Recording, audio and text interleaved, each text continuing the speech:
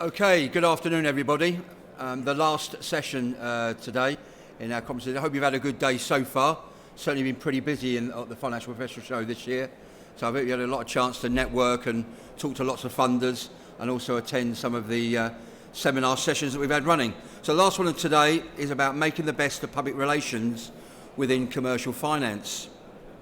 For those who don't know, I'm Norman Chambers, the Deputy CEO of the NACFB. I'm delighted that we've got some superstars on the panels today. That's made them smile, hasn't it?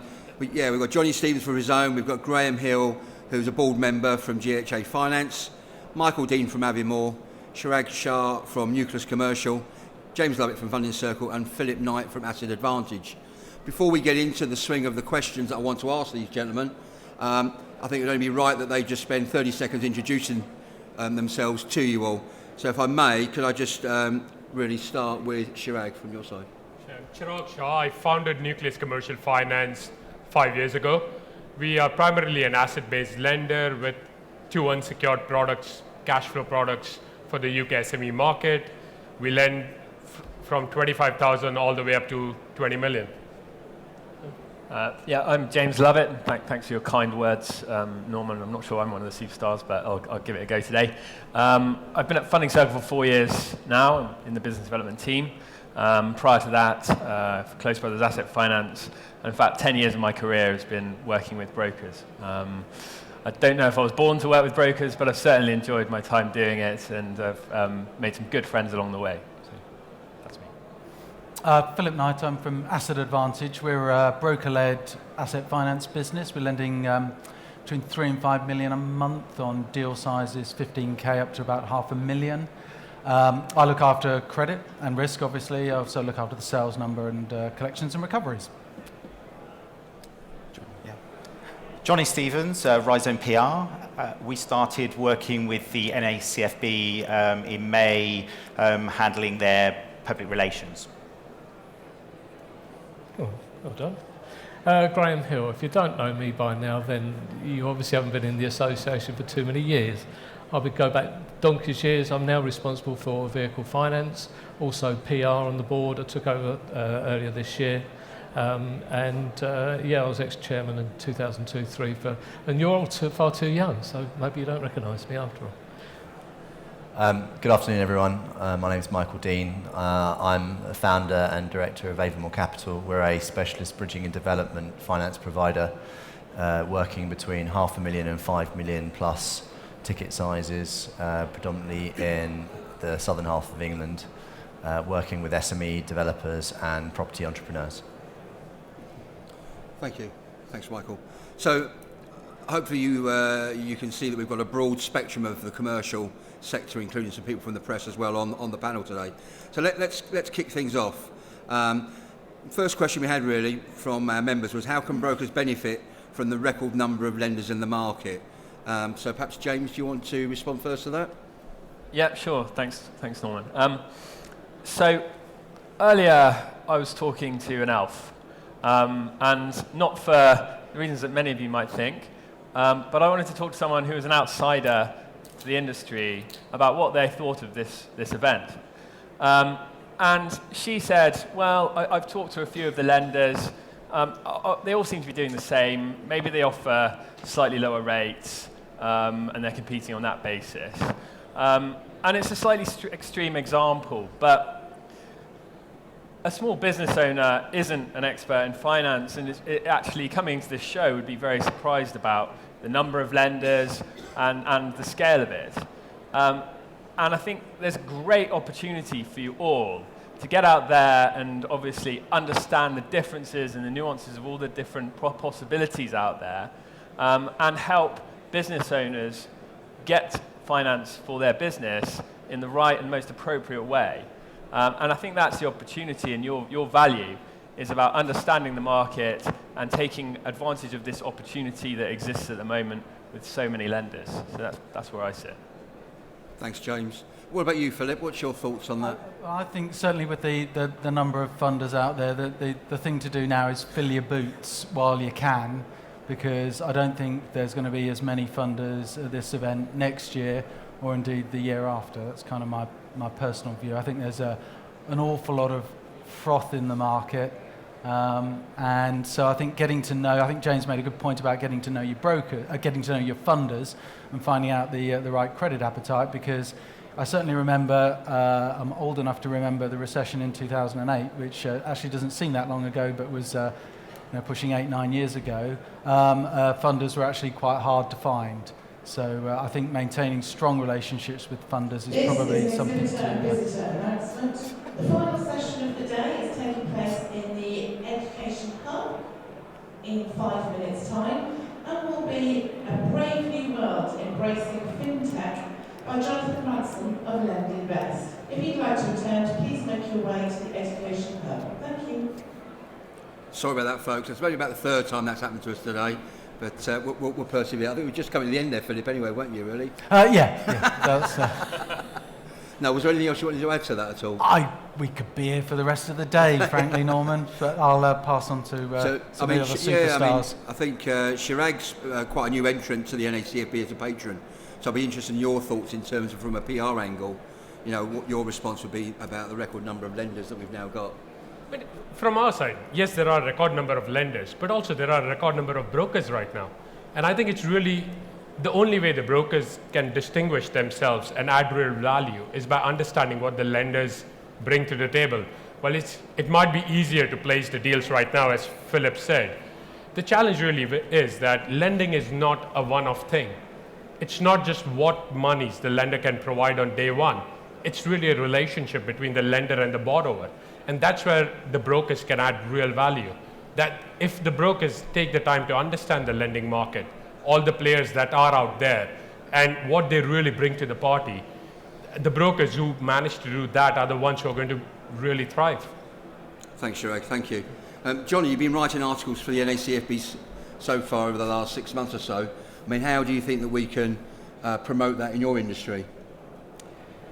Yes, I'm sure you saw a report earlier this year from the CMA which said that 90% of business owners still go to their main bank to get finance. And so I think on the PR side, the work that we need to be doing is clearly to educate and raise awareness of what you guys have to offer. And that's what we've really been going out there doing is, clearly the NACFB has a lot of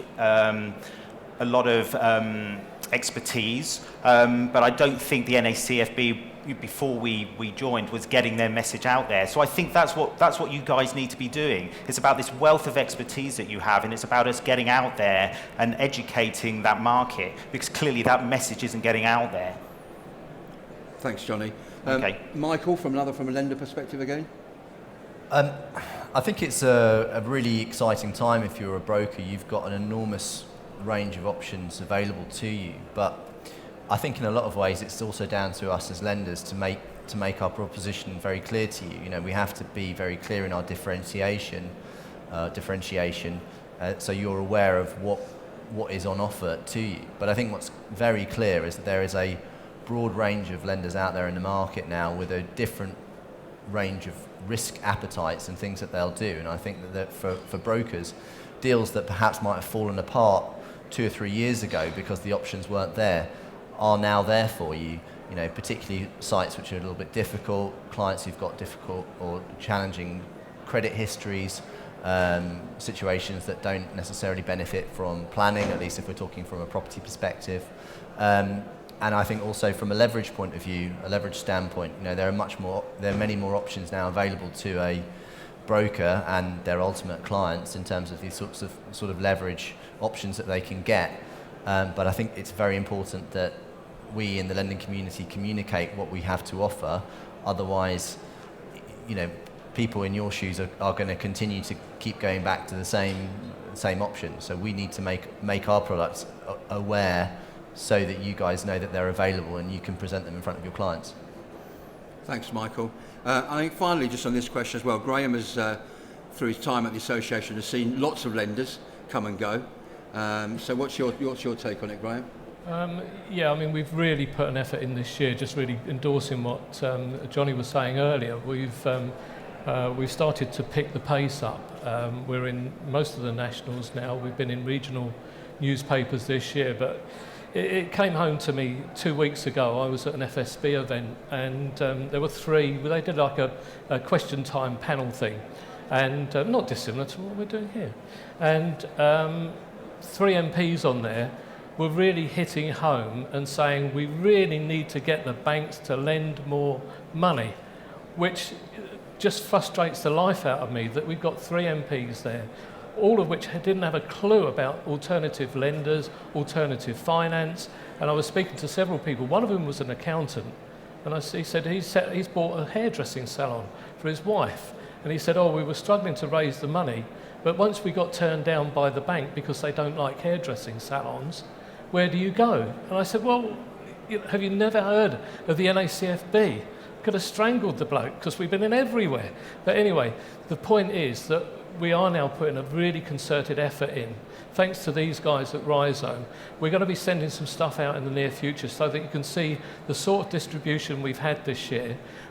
We've been a little bit backward in coming forward on the amount of information that we can supply you guys with, but we're going to let you know more and more, and I'm going to be setting some new things up in the new year to get feedback from brokers, because we need the stories, both regional and national. So we've got a big story to tell here, as these guys have pointed out. We've been about for a long time now. We've been here since 2002.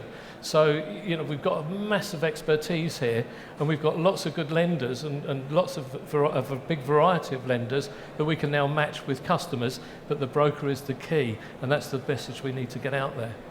Thank you, Graham. Thank you. We've got a few more questions to go through, and I'd be keen to get some views from the floor as well. So the next one's looking at is how much direct finance is being written at the moment where broker intervention would have potentially have helped that customer. Maybe I could throw that one to Philip at the moment. Oh, good question. Not sure I really know. Certainly at Asset Advantage we don't deal direct with customers. I'm a big proponent of the broker business model. We would have to have a sales force, and I'd rather leverage the expertise of the of individual brokers. But I do think that disintermediation is a bit of a challenge for the broker market.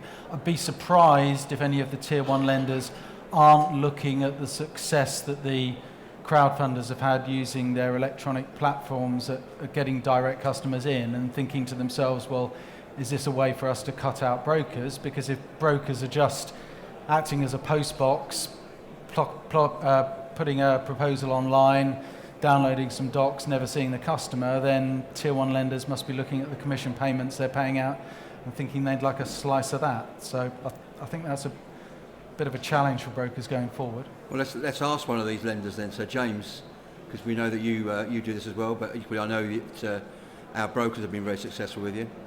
Yeah, certainly. Thanks for teaming up there, Philip. Obviously, we have a direct marketing channel. We write a significant amount of business direct with customers, but we also write a lot of business with brokers as well, and that continues to grow, despite the NACFB's figures earlier in the year suggesting that alternative finance was a shrinking part of their members' business. Actually, we're doing more and more every month. At the beginning of the year, we were doing around 11 million a month with brokers. Last month, it was 22 million. So the growth is there, and it's a key part of what we do. I think as well, brokers, you guys can definitely add value from a customer's perspective.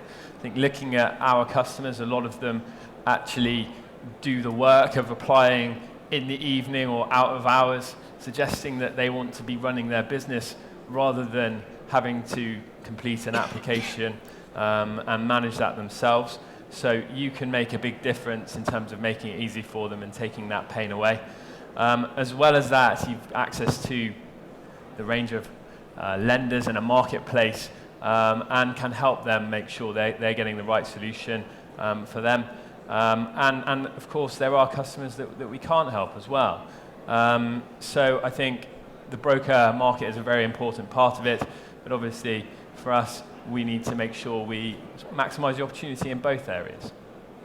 Thanks, James. And Chirag, I know that there's been some very big deals done in your business as well recently. What was your take on this? In the market, there are over 250 active lenders, and it's very difficult for a business owner to run the business and figure out what's the best option for them. So definitely the broker market can add a lot of value for businesses. But at the same time, I think the broker market adds a lot of value for us as a lender.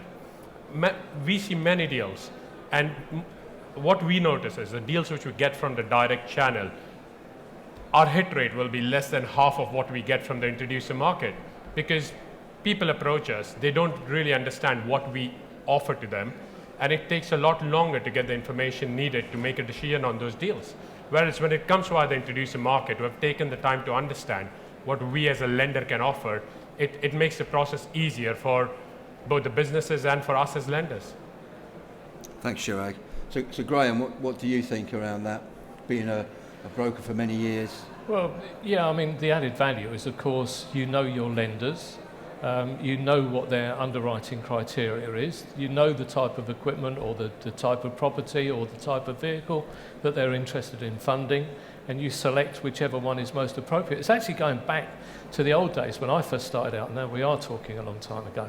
But when I first started out, you had to know who your lenders were. You had to present the deal in a way that was suitable for their underwriters. So we're now going back to that situation, and I think, sometimes everybody uses the internet now, and it's very easy to access. Certainly my industry, and the vehicle finance industry, it's very competitive out there.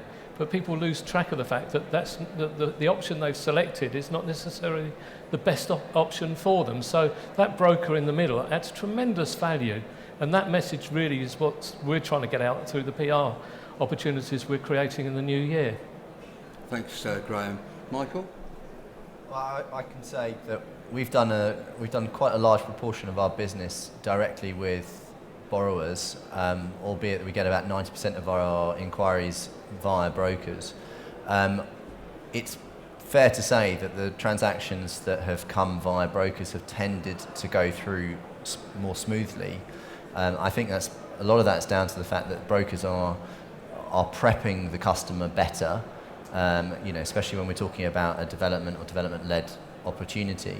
I think there seems to be, a better presentation of information, and also preparation of the borrower, particularly in the development situation, making sure that they have the right professional team ready, all the materials or design work, etc., that you would expect them to have in place to draw down on the development facility, or if not, presenting that in a way that we're aware of that. Whereas when you're dealing with a borrower directly, they often don't present that information to us, and we often find that the transaction goes through slower because we're having to effectively talk them through the process that we would have expected them to have got to, that I think a broker would have helped them with. But I think there are also some other situations where borrowers, when they're going directly, where we might have been talking to that borrower was unrepresented, they've often gone to lenders that, if they'd been advised by a broker, they probably wouldn't have ended up going to that lender. And we had a panicked phone call 2 days before a borrower was at the end of his completion notice period, where the development lender that they were working with pulled out. Unfortunately, it was too late for us to help them at that time, and they ended up losing their deposit money. And so I definitely think that in that circumstance, the borrower would have been far better placed to benefit from some brokerage advice. So definitely think that there's a lot of value added by the brokerage community, and we welcome it. Lovely, thank you, Michael.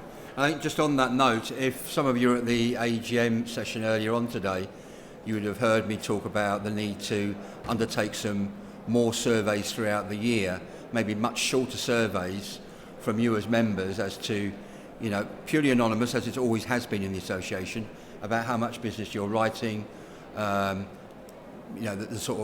success rate you've been having if loans have been declined elsewhere, but you've managed to place them with another funder, because we can get those messages out to the wider press to help educate the SMEs in line with our strapline that says it's not about the availability of the funds. There's loads of cash out there. It's about the awareness and how to access it. And if we can provide a richness of data on a more regular basis to the SME market, that'll help benefit everybody, not just the members, but the funders as well. Hadn't forgotten you, Jonny. I'll bring you in on the next question. So,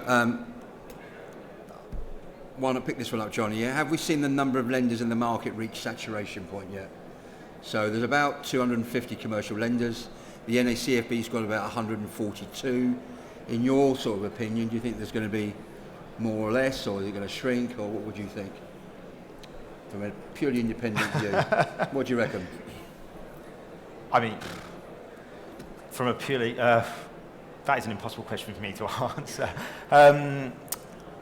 I would imagine there'll be consolidation. I think if I'm talking from a media perspective, there is only so much, there is a lot of people out there wanting to get share of voice, and there are only a certain number of people that can get share of voice. So I think, from my industry, the people that speak the loudest and the most controversial tend to get heard, and the others shrink away. So I would say there are a lot of lenders. The ones that have a strong media profile that are seen as credible and experts tend to get the media helps them. If they come across as not being so credible, I think they struggle in a media environment. So I think that's why for the NACFB it's so important that we're out there and that we're a strong voice, and that what we're saying. And again, coming back to this whole point about education and awareness, I think that's where the NACFB needs to sit. It needs to talk about, yes, the brokers, but talking about this access to finance, awareness that these other options are out there. So, Lovely. Thanks, Yep. Johnny. Thank you. Chirag, do you think we've reached saturation point? You'll fire me some There are many lenders in the market. And if you look at it 6-7 years ago, many lenders started as niche lenders focusing on particular areas. Could be consumer lending, could be SME lending. Now, as they are reaching a saturation point within one market, all the lenders are starting to do all the products out there to get more volume going. And that's making the market very homogeneous. And there can't be room for 250 lenders doing the same thing in the market. It's definitely saturated. James? I think to an extent it depends on the market. I think the capital markets work differently now. We see a lot of small lenders now that perhaps we wouldn't have before, and they all have access to new types of funding. It doesn't feel, I don't know whether Trump's election will have an impact on that, but it doesn't feel like that's slowing. Brokers are being acquired still all the time by private equity funds who want to turn them into lenders. So it doesn't, my gut feeling is it's probably not quite at saturation. Whilst there are a lot of lenders, are there too many? I don't know. It depends on how you sort of look at that as a broker or a customer. Obviously, it looks more and more confusing. But I suppose if you're focused and make sure you get the variety of products that you can offer your customers, then you can deliver the service without having to deal with all 250 of them. But that's so that's my sort of take on it. No crystal ball. Will the market contract? My gut feeling is it doesn't. It won't at the moment. Philip? I think it'll be absolute carnage. I think the crowdfunding sector is going to crash. I think that there is too much liquidity at too lower rates. So I think funders, once they start suffering a bit of bad debt, will be shutting up shop as quickly as they've opened up shop. Because you've basically got people lending money in the SME sector who know nothing about lending money in the SME sector. It's a car crash waiting to happen. I'd probably challenge that from our perspective. But So I think what would happen there, you see, if I'd asked Philip first, that might have been better for James, but because I asked James first and Chirag first, so but that was unscripted. But that's good. This is what it's about. It's about having a bit of a debate. People have got lots of views around peer-to-peer and about some of the traditional lenders, and things are right. But we must remember it's about trying to create, the government wanted to create some competition in the marketplace because the high streets for years just had it all their own way. And I think we've done that. I think what we're looking to do is, certainly from an NACFB perspective, I think there will be some consolidation. I think there will be some growing partnerships with some of the smaller funders and some of the fintech companies bolting on to some of the larger organisations, and you're starting to see some of that come through already with certain relationships with high streets and challenger banks taking on board some of the smaller funders. Norman, can I just come in? I do think Philip does have a point. There are a lot of very small players in the market now, and the risk there is potentially high. But I would say that Funding Circle certainly has got a lot of credit expertise. The people running our risk function are very experienced, and I think we're at the scale now where we are very comfortable with the credit process that we have. Okay. That obviously hurt, didn't it, a little bit? Let's go to Michael then. Michael, what's your thoughts? Well, it's a very interesting question. As a lender that's entered the market just over a year ago, interesting time to come into it. I think in a lot of ways the Chirag probably is right, and I agree with some of Philip's sentiments as well. I think that we probably are, in terms of the quantity and the number of lenders, we probably have reached a degree of saturation. But I think that you're always going to see new entrants come into the market, and you'll see current participants leave the market. It's a function of where we are. There's a huge democratization, though, in the funding space at the moment. We're approached regularly by new crowdfunding platforms wanting us to syndicate some of our loan exposure on their platforms. Do you classify them as lenders or distributors? It's an interesting conundrum. But we're seeing at the moment, in the era of low returns globally because of the low interest rates in all the major developed economies, there is a lot of money chasing the credit space in the Western world, and that money needs to find homes, and that's inevitably going to lead to new startup lenders across the board. But ultimately, the market is only so big, and the running lending teams, underwriting teams, is not a cheap business, and you need to be doing a significant volume of business to sustain those businesses. And so therefore, ultimately, we will see a number of businesses start up, but probably not continue past 2 or 3 years, because there's just not enough money in it for them to continue. And so I think to answer the question simply, I think yes, but.